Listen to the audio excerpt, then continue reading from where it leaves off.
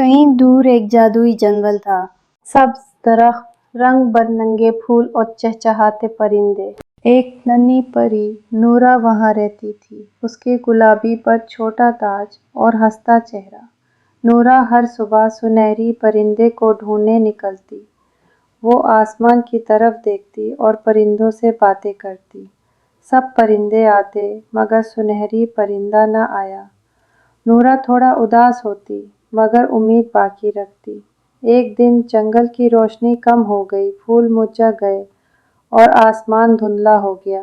नूरा पहाड़ी के पीछे पहुंची। वहाँ एक चमकता हुआ सुनहरी परिंदा बैठा था। परिंदा बोला, तुमने हर रोज मोहब्बत से पुकारा, आज तुम्हारी ख्वाहिश पूरी होगी। नूरा बोली, मैं चाहती हूँ जंगल फिर से खुश हो जाए। परिंदे ने परों से जादुई रोशनी फेंकी। जंगल जगमगा उठा, फूल खुल गए, सब हंसने लगे। खुशबू, रोशनी और जादू हर तरफ। अगर नियत सच्ची हो तो ख्वाब सच हो जाते हैं।